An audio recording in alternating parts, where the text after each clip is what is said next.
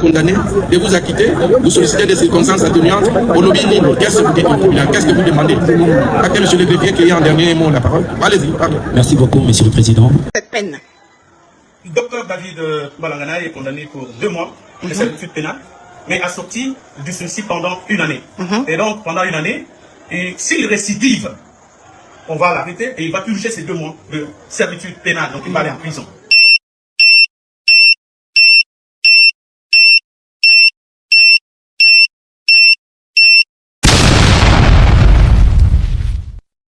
Incroyable. Docteur David Balakangayi, qui a battu une femme qui vient d'accoucher, condamné à seulement 2 mois de prison, la population explose de colère. L'indignation est immédiate, brutale, presque incontrôlable.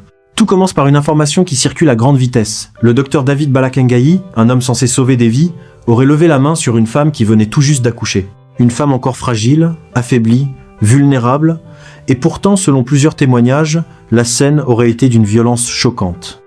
Mais ce qui va réellement mettre le feu aux poudres, c'est pas seulement l'acte lui-même. C'est la décision de justice qui tombe quelques jours plus tard. Seulement 2 mois de prison. En quelques heures, l'affaire explose. Sur les réseaux sociaux, les réactions se multiplient, les messages de colère s'enchaînent, les vidéos deviennent virales. Des internautes dénoncent une justice à 2 vitesses, d'autres parlent carrément de scandale. Dans les rues, certains n'hésitent plus à exprimer leur frustration face à ce qu'ils considèrent comme une injustice flagrante. Car pour beaucoup, il est impensable qu'un acte aussi grave, commis dans un contexte aussi sensible, puisse être sanctionné aussi légèrement. Les détails qui émergent ne font qu'aggraver la situation. Selon plusieurs sources, la victime venait à peine de donner la vie. Un moment censé être rempli de joie, de soulagement, transformé en véritable cauchemar. Cette image choque profondément l'opinion publique. Elle touche à quelque chose d'universel, quelque chose de sacré. Et très vite, l'émotion laisse place à une colère collective. Dans les milieux médicaux eux-mêmes, le malaise est palpable. Certains professionnels prennent la parole, choqués par ce qui est reproché à l'un des leurs.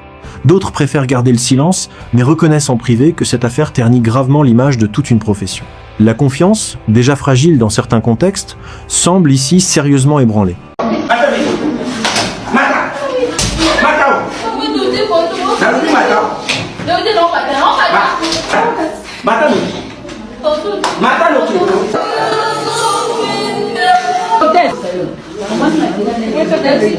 Les ministères publics entendus, dits non établis, en fait et en droit, des infractions de torture et d'enregistrement des images relatives à la commission des infractions mises à la charge du prévenu prénommé. En conséquence, l'en acquitte et le renvoie libre de toute fin de poursuite judiciaire sans frais. Disqualifie l'infraction de coups et blessures volontaires aggravées, initialement mise à la charge du prévenu, en infraction de coups et blessures volontaires simples, et dit celle-ci établie en fait et en droit. En conséquence, les condamne à 2 mois de servitude pénale principale, assortie d'un sursis de 1 année. Statuant sur l'action civile de Mme Fioti Claire et de M. Kidimba Kongolo Jean, déclare irrécevable l'action civile de Mme Fioti Claire pour des raisons susventées. Et vous retrouverez dans la motivation du jugement, parce qu'on est sur le dispositif. Déclare par conséquent, déclare à l'opposé recevable et fondée l'action civile de M. Kidimba Kongolo Jean. Y faisant droit, condamne ex-Aeko et Bono, la République démocratique du Congo, au dommage et intérêt de la somme de 2 500 000 francs congolais au profit de M. Kidimba Kongolo Jean pour tous les préjudices subis. Condamne d'office ex-Aeko et Bono, la République démocratique du Congo, au dommage et intérêt de la somme de 3 500 000 francs congolais au profit de Mme Moya Moulema Dorcas pour tous les préjudices subis. Condamne le prévenu David Balanganaï Kayembe au tiers des frais de la présente instance, payable dans le délai légal de 8 jours ou à défaut subir 10 jours de contraintes par corps. Dit que le présent prononcé vaut signification à l'égard de toutes les parties. Mais les 2 tiers des frais de la présente instance à la charge du trésor public, ainsi jugé prononcé par le tribunal de grande instance de Kinshasa-Kinkole, siégé en matière répressive au premier degré, à son audience publique du 3 avril 2026. Ce que vous venez d'entendre en dit long sur l'ampleur de la colère qui gronde. Et ce n'est que le début, car derrière cette affaire, des zones d'ombre persistent et certaines révélations pourraient encore aggraver la situation. Très vite, les langues se délient et le récit prend une tournure encore plus troublante. Ce qui, au départ, semblait être un incident isolé, commence à révéler des éléments bien plus inquiétants. Des témoins présents ce jour-là racontent une scène tendue, presque irréelle. La jeune mère, encore allongée, épuisée par l'accouchement, aurait tenté d'exprimer une douleur ou une incompréhension avant que la situation ne dégénère brusquement. Selon certains témoignages, les échanges auraient été vifs, les mots durs, puis le geste de trop. Une gifle, une bousculade. Les versions diffèrent, mais toutes convergent vers une chose, une violence exercée sur une femme dans un état de vulnérabilité extrême. Et ce détail précisément est au cœur de la colère actuelle. Car dans l'esprit du public, il ne s'agit pas simplement d'une altercation, mais d'un abus de pouvoir, d'une rupture totale du rôle protecteur que doit incarner un médecin. Au fil des heures, des vidéos supposées liées à l'affaire commencent à circuler. Certaines montrent des couloirs d'hôpital, des voix qui s'élèvent, des silhouettes agitées. Difficile de confirmer leur authenticité, mais leur impact est immédiat. Elles alimentent les discussions, renforcent l'émotion et donnent à l'affaire une dimension encore plus virale. Les commentaires se multiplient, les hashtags explosent et une question revient sans cesse. Que s'est-il réellement passé dans cette chambre ? Face à cette pression grandissante, les autorités finissent par réagir. Une enquête est confirmée, des auditions sont menées et très rapidement, l'affaire est portée devant la justice. Beaucoup espèrent alors une sanction exemplaire, à la hauteur de la gravité des faits évoqués. L'attente est forte, presque électrique. Chaque nouvelle information est scrutée, analysée, débattue. Mais lorsque le verdict tombe, c'est la stupeur. 2 mois de prison. Une décision qui, pour une grande partie de l'opinion publique, ressemble à une gifle supplémentaire. Certains parlent d'un message dangereux envoyé à la société, d'autres d'une justice déconnectée de la réalité. Les plateaux télé s'enflamment, les débats s'intensifient et les prises de parole se multiplient.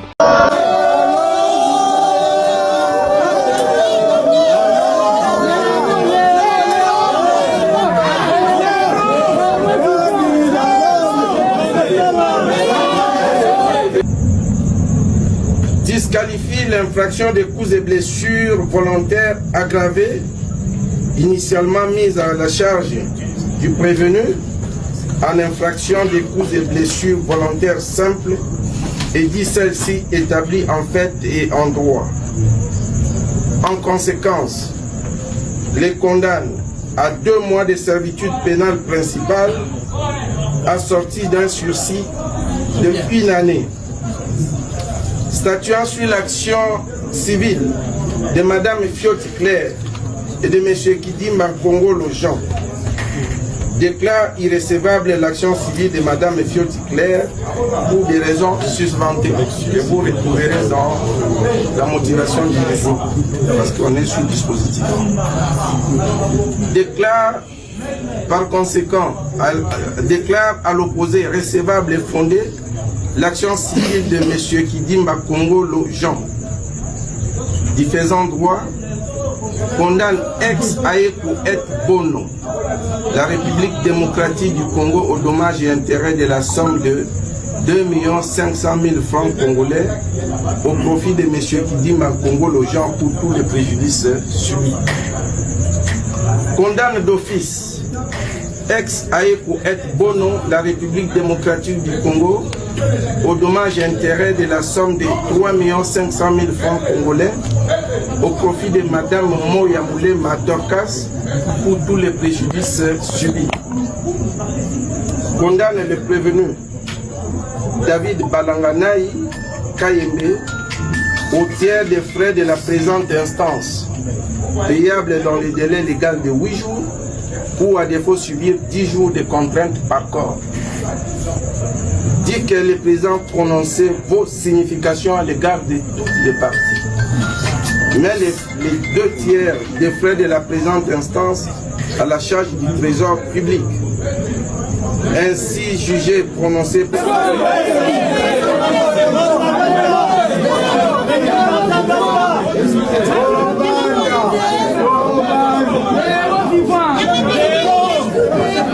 Ah, quelqu'un ça Ah, David.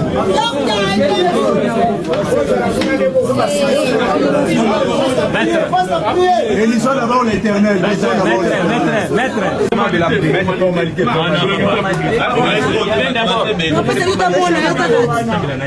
Voilà.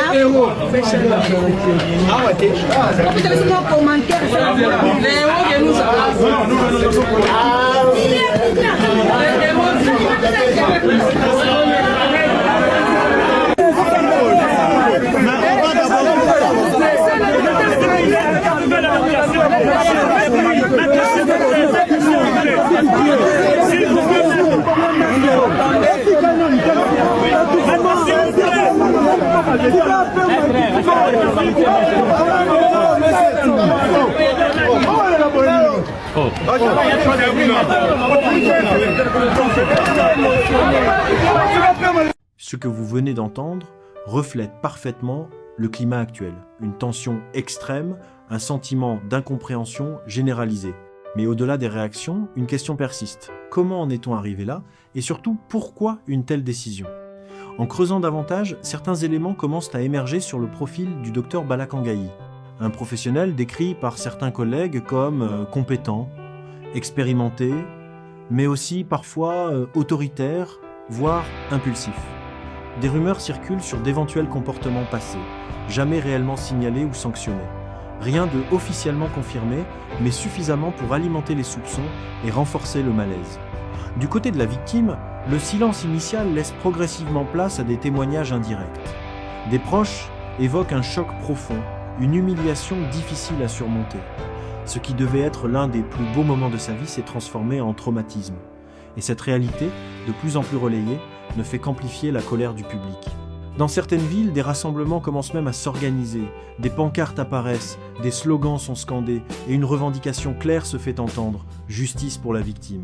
Ce mouvement, parti des réseaux sociaux, prend désormais une dimension réelle, presque physique. Il ne s'agit plus seulement de commenter, mais d'agir, de se faire entendre. Les institutions médicales, elles, tentent de calmer le jeu. Des communiqués sont publiés, appelant au respect de la présomption d'innocence, à la prudence dans les jugements, mais ces appels peinent à apaiser une opinion publique déjà en ébullition. Car pour beaucoup, les images, les témoignages et surtout la décision de justice suffisent à se faire une idée. Et puis au cœur de cette tempête, une question commence à prendre de l'ampleur. Cette affaire est-elle vraiment isolée ou révèle-t-elle un problème plus profond, plus systémique? Un dysfonctionnement dans la manière dont certaines situations sont gérées, jugées, voire minimisées? Plus l'affaire avance, plus elle semble dépasser le simple cas du docteur Balakangayi. Elle devient le symbole d'un malaise, d'une fracture entre une population en quête de justice et des institutions accusées de ne pas répondre à cette attente. Et c'est précisément cette fracture qui rend la situation explosive. Car lorsque la confiance disparaît, il ne reste que la colère. Et cette colère, aujourd'hui, ne cesse de grandir. La tension atteint alors un niveau rarement observé. Ce qui n'était au départ qu'une affaire locale devient un véritable symbole national. Dans plusieurs villes, des rassemblements spontanés se multiplient. Des femmes, des familles, des citoyens anonymes descendent dans la rue brandissant des pancartes, scandant des slogans, exigeant une seule chose, que justice soit rendue. Sur les réseaux sociaux, la mobilisation est tout aussi impressionnante. Des milliers de publications, des témoignages personnels, des récits similaires commencent à émerger. Certaines femmes racontent leurs propres expériences dans des structures médicales, évoquant des humiliations, des abus verbaux, parfois même physiques. L'affaire Balakangayi agit comme un déclencheur, libérant une parole longtemps restée étouffée. Au cœur de cette tempête, le visage de la victime devient un symbole. Même si son identité est protégée, son histoire touche profondément. Une mère, à peine sortie de l'accouchement, qui se retrouve au centre d'une violence incompréhensible, cette image marque les esprits et nourrit une indignation collective qui ne faiblit pas. Les autorités, sous pression, commencent à réagir plus fermement. Certains responsables politiques prennent la parole, promettant des enquêtes approfondies, évoquant même la possibilité de revoir la décision judiciaire. Mais pour beaucoup, ces déclarations arrivent trop tard. Le mal est déjà fait et la confiance est déjà brisée. Que j'attende qu'elle meure pour que je comparaisse. J'ai tout fait pour sauver une vie. Pourquoi vous ne me comprenez pas? Pourquoi vous ne me comprenez pas? Il fallait qu'elle décède. Je peux vous dire que 2 semaines avant ça, il y a eu un de ce matin même. Je me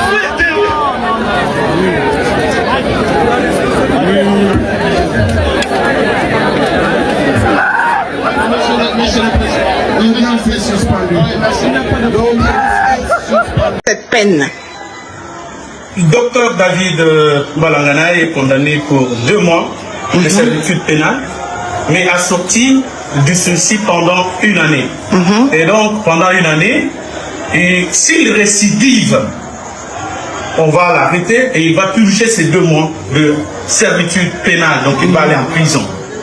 Et la République démocratique du Congo est condamnée à payer à l'oncle de la fille 2 500 000 francs congolais. Et à Mademoiselle Moya, comme ces images ont été publiées, diffusées, et elle a connu la honte par la République démocratique du Congo, civilement responsable. Mais notre client va payer le 1/3 de frais d'instance dans les 8 jours qui viennent. Nous saluons la sagesse du tribunal, nous saluons cette clairvoyance d'avoir établi, comme je l'ai dit dans la plaidoirie, que notre client avait l'intention de sauver une vie, de sauver 2 vies, et il a sauvé. Et nous le proclamons le héros vivant, les sauveurs de vie. Voilà ce que je puis dire.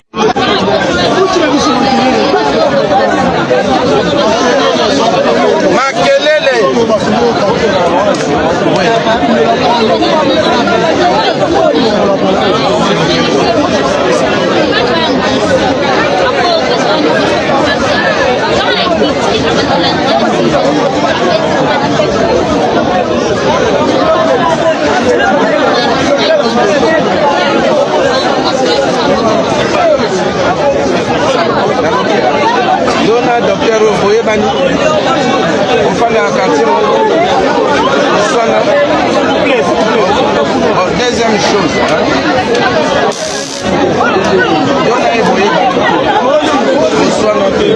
docteur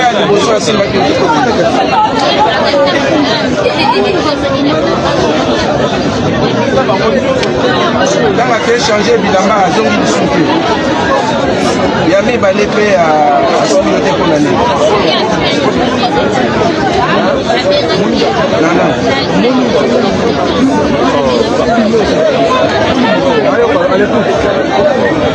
Docteur David Ce que vous venez d'entendre illustre parfaitement l'ampleur de la crise. Ce n'est plus seulement une affaire judiciaire, c'est devenu un mouvement, une revendication collective. Une partie de la population refuse désormais de se taire, refuse d'accepter ce qu'elle considère comme une injustice flagrante. Et pourtant, derrière la colère, une autre réalité apparaît peu à peu, celle d'un système sous pression, parfois dépassé, parfois défaillant. Certains experts évoquent un manque de formation sur la gestion des situations sensibles, d'autres pointent du doigt l'absence de mécanismes efficaces pour signaler et traiter les abus dans certains établissements. Mais ces explications, aussi pertinentes soient-elles, peinent à calmer les esprits. Car pour la majorité, l'essentiel reste inchangé. Une femme a été agressée dans un moment de grande vulnérabilité, et la sanction prononcée semble dérisoire face à la gravité des faits. Dans les jours qui suivent, la pression continue de monter. Des appels à la révision du procès circulent, des pétitions recueillent des milliers de signatures, et certains avocats annoncent déjà vouloir se saisir de l'affaire. L'idée d'un nouveau jugement, d'une peine plus lourde, devient un espoir pour ceux qui refusent de tourner la page.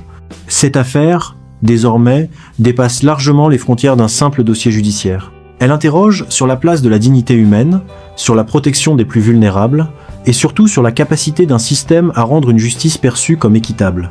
Car au fond, ce que réclame la population, c'est pas seulement une condamnation plus sévère, c'est une reconnaissance.